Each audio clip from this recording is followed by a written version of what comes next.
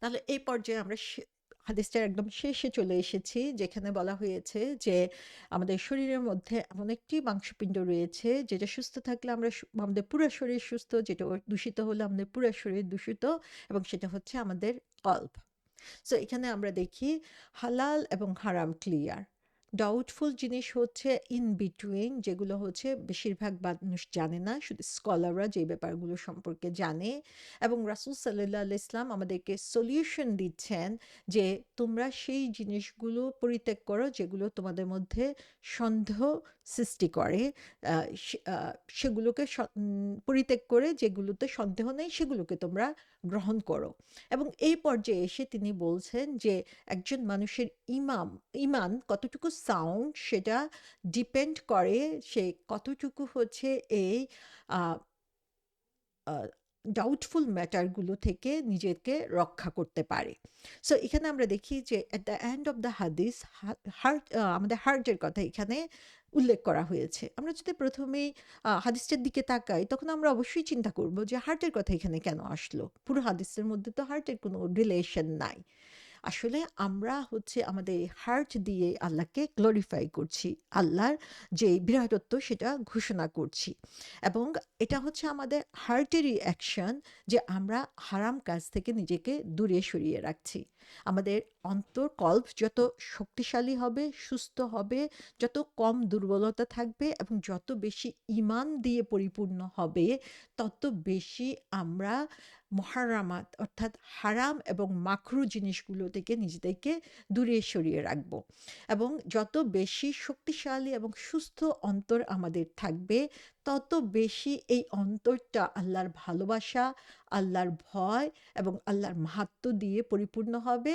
তখন আমরা এই সন্দেহজনক জিনিস থেকে নিজেদেরকে দূরে সরিয়ে রাখতে পারবো।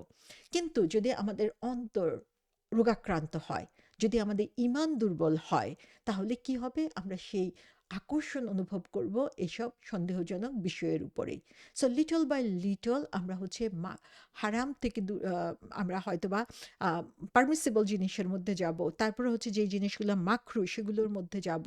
আস্তে আস্তে সেখান থেকে আমাকে হারামের দিকে নিয়ে যাবে এবং আমি ফরজ এবং ওয়াজিব থেকে দূরে সরে যাব। সো এটাই হচ্ছে যে আমাদের স্ট্যাটাস অফ দ্য হার্ট, সেটা হচ্ছে ডিরেক্টলি ইনভলভ আমরা কতটুকু হালাল হারামকে মেনে সন্দেহজনক জিনিস থেকে নিজেকে দূরে সরিয়ে রাখতে পারবো। যেমন উদাহরণ হিসেবে বলা যায় যে আমরা একজন মুসলমানকে দেখছি যে সে মসজিদে এসে নামাজ পড়ছে এবং হান্ড্রেডস অফ পিপল একসাথে তারা নামাজ পড়ছে, প্রত্যেকে সেম রুকু দিচ্ছে, সেম সিজদা দিচ্ছে, সেম সময়ে তারা দাঁড়িয়ে যাচ্ছে। কিন্তু তাদের নামাজ আল্লাহর কাছে কতটুকু অ্যাকসেপ্টেড হচ্ছে সেটা ডিপেন্ড করবে তাদের স্ট্যাটাস অফ হার্টসের উপরে। তারা কতটুকু আল্লাহতে ডিভোটেড আর কতটুকু না। বাহ্যিক কাজ একই, কিন্তু আমার অন্তরের অবস্থার উপরে, অন্তরের পিউরিটির উপরে, অন্তরের সুস্থতার উপরে, অন্তরের যে স্ট্রেংথ সেটার উপরে ডিপেন্ড করে সেই কাজটা কতটুকু আল্লাহ সুবহানাহু ওয়া তাআলার কাছে অ্যাকসেপ্টেড হবে সেটা নির্ভর করবে। সো এখানেই হচ্ছে আমাদের ডিফারেন্সটা যে আমরা এই বিষয়গুলো নিয়ে চিন্তা করব যে আমরা তাসবিহ করি, আমরা ইবাদত করি, যাই করি না কেন সেখানে আমাদের অন্তর কতটুকু কানেক্টেড। আমরা আমাদের অন্তরকে অন্তরের যত্ন নিচ্ছি কিনা, আমরা এটাকে পরিশুদ্ধ করার চেষ্টা করছি কিনা, আমরা অন্তরের যে অসুখগুলা রয়েছে সেই অসুখগুলো থেকে নিজেদেরকে মুক্ত রাখতে পারছি কিনা, আমাদের অন্তরকে আমরা এমনভাবে অ্যাক্টিভেট করতে পারছি কিনা যেটা আমাদেরকে জীবন্ত করবে। রাসূল সাল্লাল্লাহু আলাইহি ইসলাম উল্লেখ করেছেন আবু বকর রাদিয়াল্লাহু আনহু সম্পর্কে যে যদি পুরো মুসলিম উম্মার ইমানকে একটা পাল্লায় রাখা হয় আর আবু বকর রাদিয়াল্লাহু আনহুর ইমানকে একটা পাল্লায় রাখা হয়, তাহলে আবু বকর রাদিয়াল্লাহু আনহুর ইমান হচ্ছে অন্যদের সবার চেয়ে, সব পুরো মুসলিম উম্মার ইমানের চেয়ে ভারী হবে। সুবহানাল্লাহ! যে আবু বকর রাদিয়াল্লাহু আনহুর যে অন্তর, সেই অন্তরটাকে তিনি ডিস্টিংগুইশ করছেন, মানে আলাদা করছেন অন্যদের থেকে। কারণ তিনি ছিলেন সিদ্দিক, যে কারণ থেকে তাকে সিদ্দিক বলা হচ্ছে। যে রাসূল সাল্লাল্লাহু আলাইহি ইসলাম বলেছেন যে যখন আমি কাউকে ইসলামের দিকে ডাকি তার মধ্যে কিছুটা দ্বিধা থাকে, কিন্তু আবু বকর সিদ্দিক সেইগুলো থেকে মুক্ত। যখনই যেই মুহূর্তে আমি তার সম্পর্কে, ইসলাম সম্পর্কে কিছু বলি, সে সেই মুহূর্তেই স্ট্রেইটলি আমার উপরে বিলিভ করে। সে আল্লাহর উপরে বিলিভ করে এবং সে বিলিভ করে যে আমি আল্লাহর রাসূল। সো এই আবু বকর রাদিয়াল্লাহু আনহুর অন্তরের সাথে অন্যদের অন্তরের ডিফারেন্সটা আমরা এখানে দেখতে পাচ্ছি যে আম আমা একজন মুসলমান হিসেবে আমরা যতই আমাদের রিচুয়ালস, নামাজ, রোজা এগুলার উপরে যে বাহ্যিক যে অ্যাকশন সেটার উপরে গুরুত্ব দেই, কিন্তু তার চেয়ে অনেক, অনেক কম গুরুত্ব দেই আমাদের অন্তরের অবস্থার উপরে। যে আমরা আমাদের অন্তরকে কতটুকু পিউরিফাই করছি, কতটুকু অ্যাক্টিভেট করছি, কত বেশি আমরা সেটা আমাদের অন্তরের মধ্যে প্র্যাকটিস করছি যে আল্লাহর ভালোবাসা, আল্লাহর ভয়, আল্লাহর উপরে আস্থা, আল্লাহর উপরে হোপ, এই জিনিসগুলো আমার অন্তরকে পরিপূর্ণ করে দিতে পারছে। সো এই একই সাথে আমাকে চিন্তা করতে হবে যে আমার অন্তরে কোনো অসুখ নাই। অন্তরের অসুখ কি? অন্তরের অসুখ হচ্ছে লোভ, অন্তরের ওষুধ হচ্ছে হিংসা, অন্তরের ওষুধ হচ্ছে অহংকার। এই জিনিসগুলো থেকে আমি যত বেশি নিজেকে মুক্ত রাখতে পারবো, তত বেশি আমার অন্তর সাউন্ড, তত বেশি আমার অন্তর সুস্থ। সো আমরা যদি দেখি যে রাসূল সাল্লাল্লাহু আলাইহি ইসলাম যেভাবে আমাদেরকে বলেছেন যে তিন আ আ একটা হার্টের কথা বলা হয়েছে যে যখন মানুষ কোনো অন্যায় করে তখন তার হার্টের মধ্যে হচ্ছে একটা ব্ল্যাক স্পট পড়ে যায়। তারপরে সে যখন এটা থেকে দূরে সরে থাকে, আল্লাহর কাছে ক্ষমা চায়, তওবা করে, আল্লাহ তখন তার হার্টটাকে পালিশ করে একদম পরিষ্কার করে দেন। কিন্তু যখন সে আবার ফিরে আসে, তখন সে হচ্ছে আবারও সেই ব্ল্যাক স্পট দিয়ে হার্টকে ভর্তি করে এবং কন্টিনিউয়াসলি সে যখন করতে থাকে, তখন সেই হার্টটা হচ্ছে তার অ অসু অ দুর্দশাগ্রস্ত বা অথবা আম ও অসুখে আক্রান্ত হয়ে যায়। সো রাসূল সাল্লাল্লাহু আলাইহি ইসলাম বলেছেন যে আম আ আমাদের যে হার্ট বা কল্ব সেটা হচ্ছে যে ফিতান অথবা ট্রায়ালস এর মধ্যে যে বিভিন্ন ধরনের পরীক্ষার মধ্য দিয়ে বারবার তাকে যেতে হবে। সো যখনই আমরা ভুল করি, যখনই আমরা অন্যায় কাজ করি, তখনই আমাদের এই হার্টের মধ্যে একটা ব্ল্যাক স্পট পড়ে। আবার যখনই আমরা একটা ভালো কাজ করি, তখন সেখানে হচ্ছে একটা হোয়াইট স্পট পড়ে। সো আমাদের হার্টটা এখন আমাদেরকে যাচাই করতে হবে যে এটা কি একটা পিওর হার্ট অথবা এটা হচ্ছে আম, এমন একটা হার্ট যেটা হচ্ছে বিভিন্ন ধরনের ফিতনা বা বিভিন্ন ধরনের পরীক্ষা দিয়ে দুর্বল আক্রান্ত হয়ে পড়েছে। সো যদিও আমাদের হার্ট প্রতিনিয়ত পাম্পস করছে, প্রতিনিয়ত আমার শরীরে ব্লাড সার্কুলেশন করছে, যে কারণে আমি জীবিত আছি, কিন্তু ইন রিয়েলিটি আমার ইমান যদি দুর্বল হয়, আবার যদি পরিপূর্ণ না হয়, আমার ইমানের মধ্যে যদি দুর্বলতা থাকে, তাহলে আমি আসলে জীবন্ত মুমিন না। সো অ্যাভয়েডিং দোজ ফিতনা, যে সেই ধরনের ট্রায়াল থেকে নিজেদের হার্টকে বাঁচিয়ে রেখে একটা পিওর হার্ট অর্জন করা হচ্ছে আমাদের প্রত্যেকের টার্গেট হতে হবে। যদি আমরা সতর্ক না হই, আমাদের হার্টটা কিন্তু চুরি হয়ে যাবে।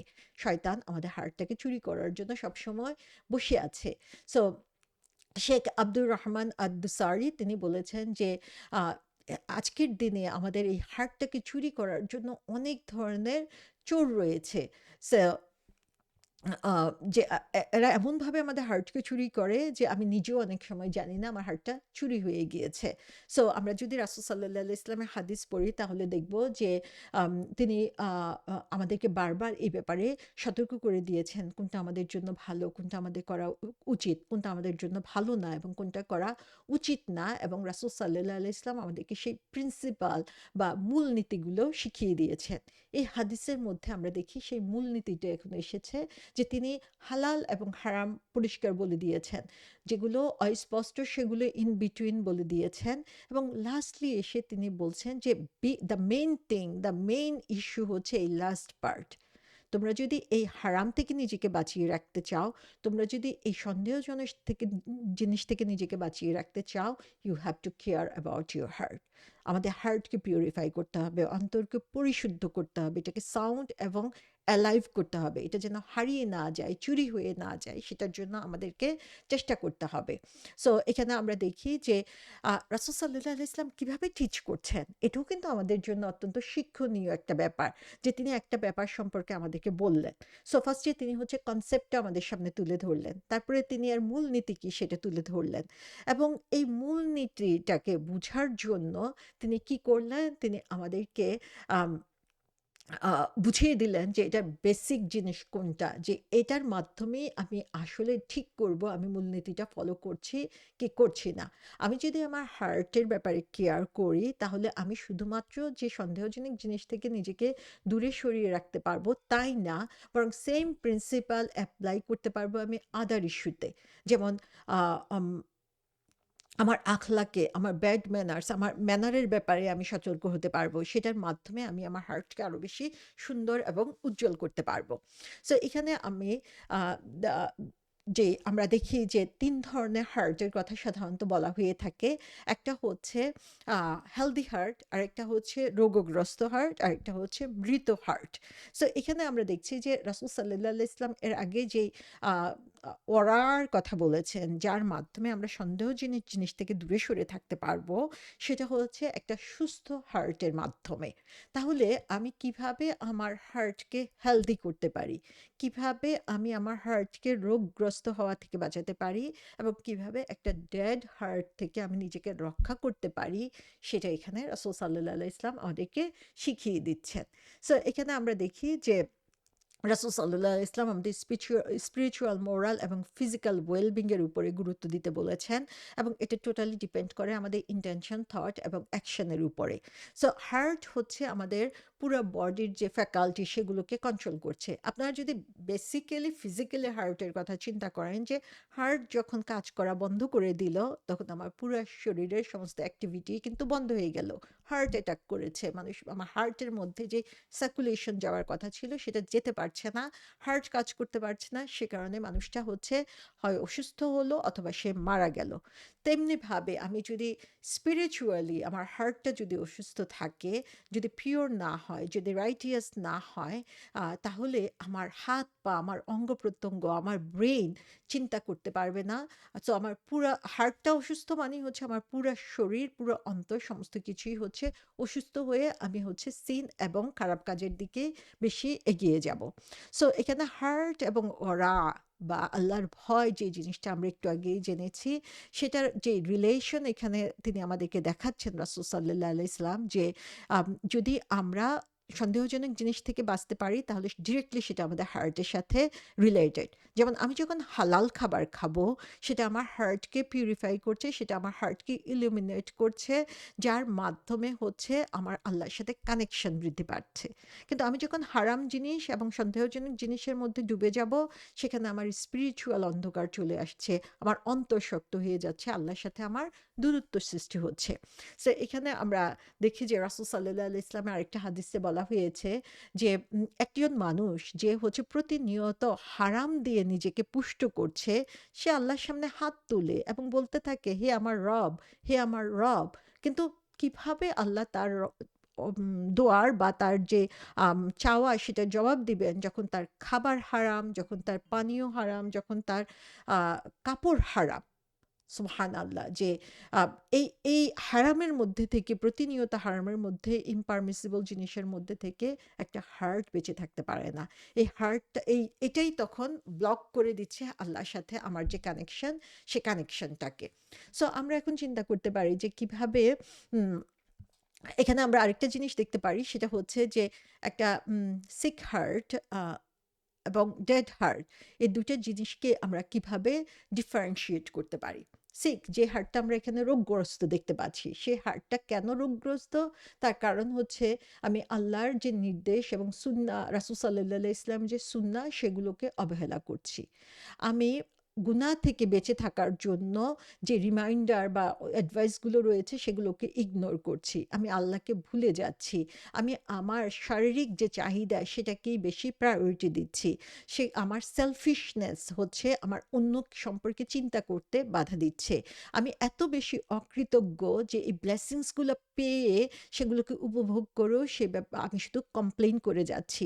আমি টু মাচ এন্টারটেইন এর মধ্যে শুধু আমার সময় ওয়েস্ট করার মাধ্যমে unnecessary টক, হাসাহাসি এগুলোর মধ্যে আমি নিজেকে ব্যস্ত রাখছি। সো এই হার্টের যে অসুখ সেগুলো হচ্ছে মিথ্যা বলা, আ উম গীবত করা, রেগে যাওয়া, হিংসা, লোভ, তারপরে হচ্ছে আ অ অন্যের সম্পর্কে খারাপ চিন্তা, এই সমস্ত কিছুই আমার হার্টটাকে রোগাক্রান্ত করে দিচ্ছে। আর একটা ডেড হার্ট সেটার উদাহরণ কি? সেটা হচ্ছে যে আল্লাহর ইবাদত করার কথা বললেই সেটা হচ্ছে সেখানে কোনো ধরনের সুইটনেস তো পাই না, সেটাকে একটা বোঝা মনে করে। তারপরে হচ্ছে যে কমপ্লিটলি হচ্ছে এই দুনিয়ার উপরে ফোকাস করে, আখিরাতের চিন্তা তার মধ্যে থাকেই না। ওপেনলি সে গুনাহ করতে থাকে, কখনোই সে তার ভুলটা বুঝতে পারে না অথবা তওবা করার কথা চিন্তা করে না। এবং হার্টটা সলিড রকের মতো হয়ে যায় যখন হচ্ছে আম সে করতেই থাকে, গুনাহ করতেই থাকে, করতেই থাকে এবং তার মাধ্যমে তার হার্টের উপরে একটা লেয়ার পড়ে যায়। তাহলে এখন আমাদেরকে চিন্তা করতে হবে যে কিভাবে আমরা আমাদের এই হার্টের সুস্থতা অর্জন করতে পারি। সো নাম্বার 1 আমরা দেখি এখানে যে আমাদেরকে হালাল জিনিস কনজিউম করতে হবে। হালাল জিনিস দিয়ে আমাদের শরীর, আমাদের যে চাহিদা সেগুলোকে পরিপূর্ণ করতে হবে।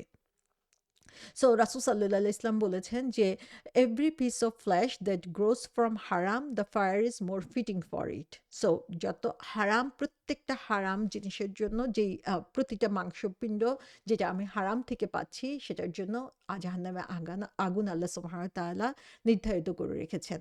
সেকেন্ড যে জিনিসটা সেটা হচ্ছে তাওবা করা এবং আল্লাহর কাছে ক্ষমা চাওয়া। রাসূল সাল্লাল্লাহু আলাইহি ইসলাম বলেছেন যে, একজন মানুষ গুনাহ করে একটা ব্ল্যাক স্পট পড়ে।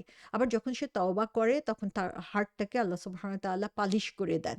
এবং সে যদি আ গুনাহটা করতেই থাকে তখন কালো তার অন্তরটাকে ওভারটেক করে এবং তারপরে হচ্ছে তিনি সূরা আল মুতাফফিফিনের ১৪ নম্বর আয়াত উল্লেখ করেছেন যে তাদের হার্টটা এমনভাবে আ আ তারা যে গুনাহ করত সেগুলো দিয়ে কাভারড হয়ে যায়।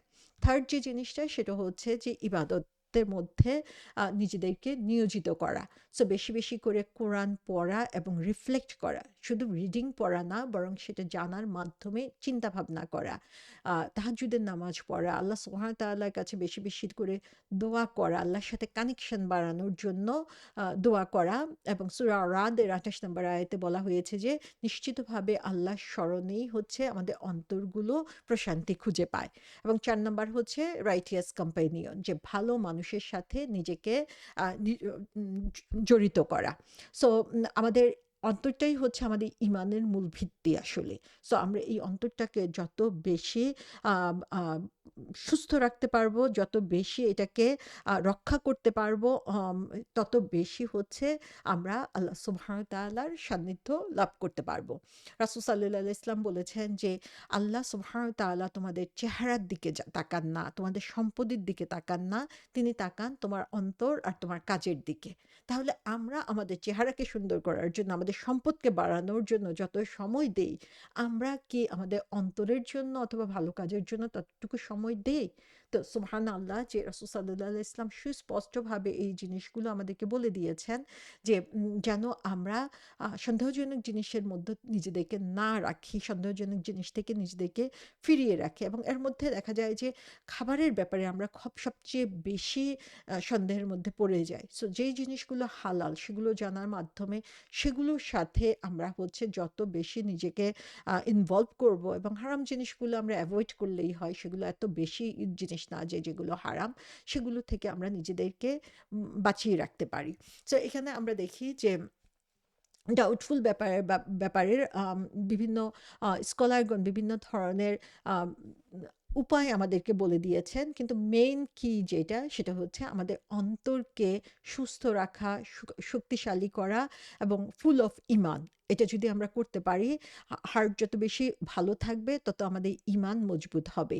তত বেশি হচ্ছে আমরা হালাল এবং হারামের মধ্যে এবং নিষিদ্ধ জিনিস সম্পর্কে জানতে পারবো, সেগুলো থেকে নিজেকে দূরে সরিয়ে রাখতে পারবো।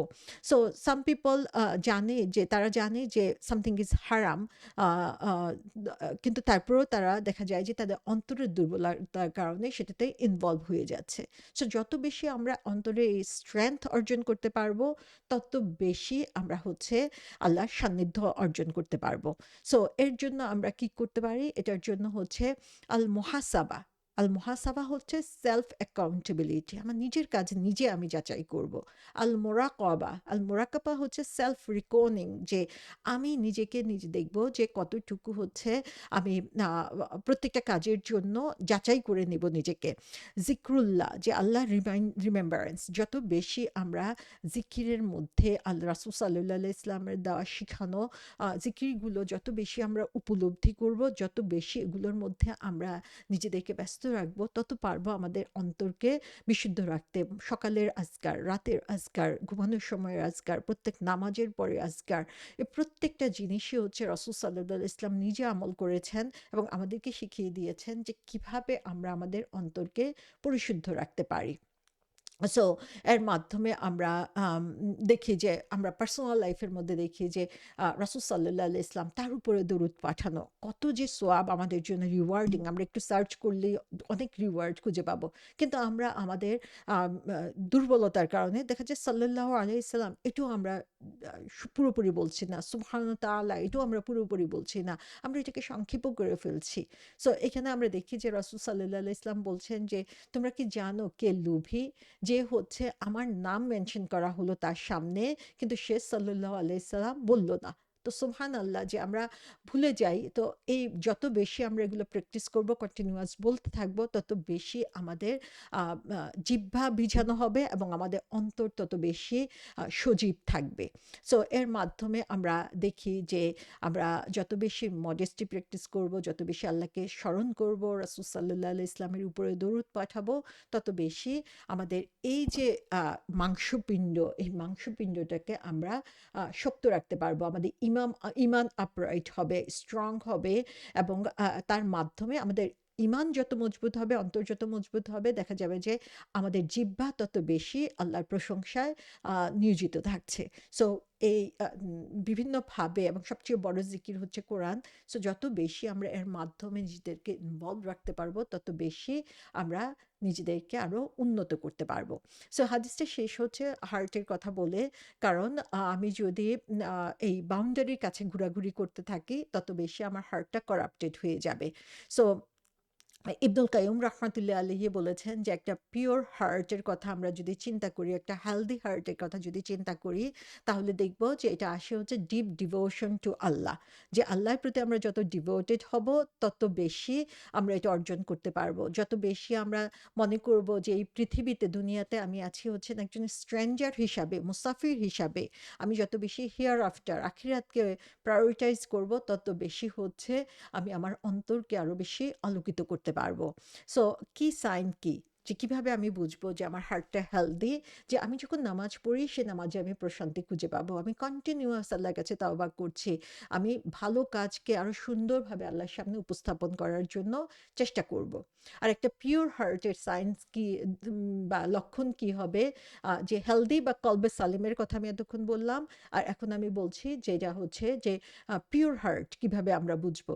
সেটা হচ্ছে যে একটা পিওর হার্ট হচ্ছে ডিটাচমেন্ট ফ্রম দ্য ওয়ার্ল্ড। যে দুনিয়ার সাথে আমি যত বেশি কম আকর্ষণ অনুভব করব, তত বেশি আমি সেই পিওর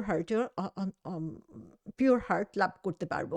যত বেশি আমি আল্লাহর যে জিকির, কোরআন পড়া, নামাজ, এগুলোর মধ্যে প্রশান্তি খুঁজে পাবো, তত দুনিয়াবি যে কাজ, খাওয়া দাওয়া, পান করা, সেগুলোর চেয়ে বেশি এগুলোতে প্রশান্তি খুঁজে পাবো, তত বেশি বোঝা যাবে যে আমার হার্ট তত পিওর হচ্ছে।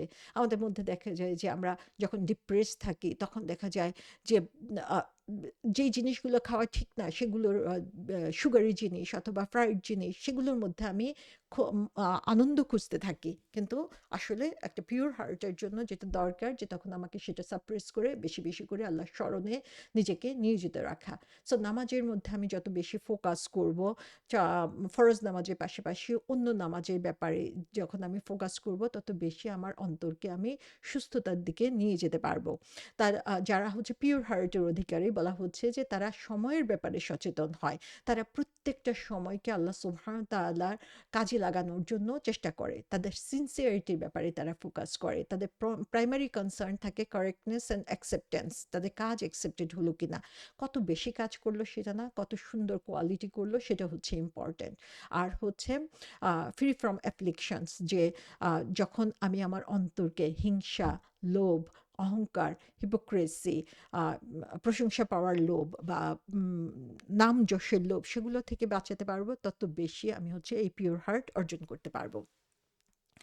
সো কিভাবে এই পিওর হার্ট অর্জন করা যাবে এই ব্যাপারেও হচ্ছে ইবনুল কাইয়ুম রাহমাতুল্লাহ আলাইহি বলেছেন যে আমরা এটা অর্জন করতে পারি সেলফ রিফ্লেকশন, সিনসিয়ার রিপেন্টেন্স এবং কন্টিনিউয়াসলি আল্লাহর জিকিরে নিজেকে নিয়োজিত রেখে।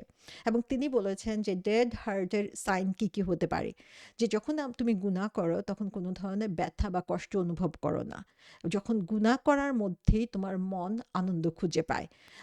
তারপরে হচ্ছে লেস ইম্পর্টেন্ট কাজের উপরে তুমি বেশি গুরুত্ব দাও এবং বেশি ইম্পর্টেন্ট কাজগুলোকে ফেলে রাখো। আম যখন তুমি ভালো লোকদের আশেপাশে থাকো তখন তুমি কমফোর্টেবল ফিল করো না। যারা সময় অপচয় করছে তাদের মধ্যেই তুমি কমফোর্ট খুঁজে পাও। তারপরে বলা হচ্ছে যে তুমি ইজিলি হচ্ছে মিসকনসেপশন এবং ডাউটের মধ্যে ইনভলভ হয়ে যাও, ওগুলো নিয়ে ডিবেট করতে তুমি পছন্দ করো। এবং যখন কোনো রিমাইন্ডার দেওয়া হয় তখন সেগুলো তোমার কাছে শুনতে ভালো লাগে না। তো সুবহানাল্লাহ, আমরা দেখি যে একটা হাদিসের মধ্যে রাসূল সাল্লাল্লাহু আলাইহি ওয়াসাল্লাম আমাদের জন্য এত লেসন দিয়েছেন যে এই হাদিসটাকে আমরা যদি সঠিকভাবে বোঝার চেষ্টা করি আমাদের জীবনটা পরিবর্তিত হয়ে যাবে। তাহলে এখান থেকে আমরা শিখছি যে বেসিক আন্ডারস্ট্যান্ডিং আমাদের থাকতে হবে হালাল এবং হারামের ব্যাপারে। আমাদের পার্সোনাল বাউন্ডারি কতটুকু হবে, ডাউটফুল জিনিস কোনগুলো সেগুলো জেনে আমার সেই বাউন্ডারি নির্ধারণ করতে হবে। প্রত্যেকটা কাজ করার আগে নিজেকে জিজ্ঞাসা করতে হবে যে এটা আমার করা উচিত হচ্ছে কিনা। ডাউটফুল ম্যাটার যখনই আসবে সেটার অল্টারনেটিভ আমি খুঁজে বের করব এবং রেগুলার সেলফ ইভ্যালুয়েশনের মাধ্যমে আমি দেখব যে আমার কাজগুলো আমার অন্তরকে কিভাবে এফেক্ট করছে। সো এভাবে যদি আমি প্রতিনিয়ত চেষ্টা চালিয়ে যেতে পারি তাহলে দেখা যাবে যে আল্লাহ সুবহানাহু ওয়া তাআলার সেই নির্ধারিত পথে আমরা নিজেদেরকে আরো বেশি সুন্দর, মজবুত এবং আলোকিত একটা হার্ট নিয়ে এগিয়ে যেতে পারবো ইনশাআল্লাহ।